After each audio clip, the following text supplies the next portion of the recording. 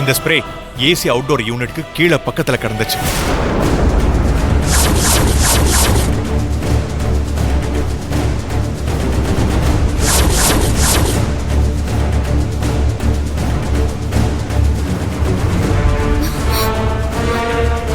இத வச்சு யாரோ நம்ம வீட்டு வெளியில இருக்கிற ஏசி அவுட்டோர் ஃபேன்ல ஸ்ப்ரே பண்ணிருக்காங்க.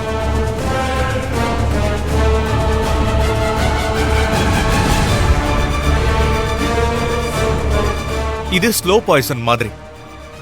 ஏசி காத்துல இது கலந்தா மூச்சு விட முடியாது, மயக்கம் வந்துடும்.